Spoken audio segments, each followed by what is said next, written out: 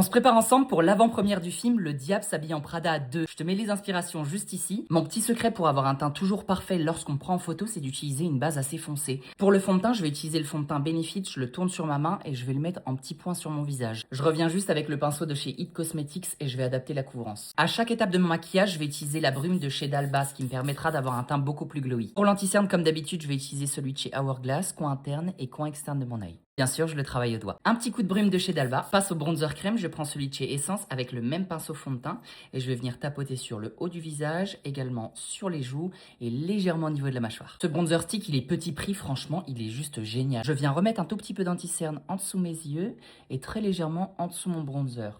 Et avec mon éponge, je dégrade. Plus tu vas mettre de produits, plus il faudra que tu hydrates. Passe au blush crème et je vais prendre celui de chez Lancôme. J'en mets très délicatement. La teinte 10, un petit peu rose bébé, c'est magnifique. Pour éviter d'avoir une démarcation trop forte entre mon blush et mon bronzer, je reprends mon pinceau bronzer et je vais tapoter un tout petit peu sur mon blush. Avant de poudrer, une étape, tu prends ton éponge propre et tu vas tapoter sur tout ton visage. Le but, c'est d'enlever l'épaisseur de ton teint. Je prends ensuite ma houppette, je la tourne sur ma main, j'estompe très délicatement. Je poudre au niveau du menton, au niveau des ailes du nez et très légèrement au centre du front. La poudre Make Up Forever, c'est vraiment ma préférée. Regarde l'effet, elle lisse à mort. Pour le bronzer poudre, je prends celui de chez Pat McGrath, il est très légèrement lumineux.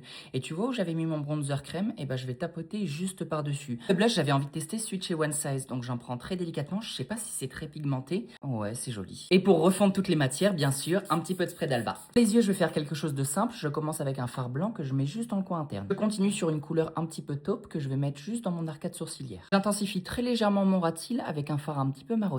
Avec un pinceau un tout petit peu plus fin, je vais créer un tout petit liner. Une touche de mascara et je vais ajouter des faux cils sur l'extérieur. Depuis que j'ai découvert cette poudre, je l'adore. C'est une poudre de finition de chez Huda. Franchement, elle est super belle. Et tu vois ce que je fais? Je la mets sur tous les endroits où il y a un petit peu de démarcation. Je reviens un tout petit peu avec le blush One Size que je vais placer vraiment en dessous mes yeux. Juste ici. Je viens ensuite fixer mon teint avec le spray Grippy de chez Maybelline. Pour les lèvres, on a le choix, mais je pense que je vais partir sur ce crayon-ci de chez Yves Saint Laurent. C'est les Kiss Shaper et la teinte 102. Et j'ai envie d'un centre de lèvres un petit peu rosé, donc je vais mettre un petit peu de blush. Avant les photos, je rajouterai un tout petit peu de gloss transparent de chez Essence. On part en direction de l'événement, j'ai été invitée par Disney et L'Oréal Paris. Merci encore de l'invitation et je te mets juste après quelques petites photos. Je trouve le maquillage juste magnifique. Je te fais des énormes bisous et prends bien soin de toi. Gros bisous.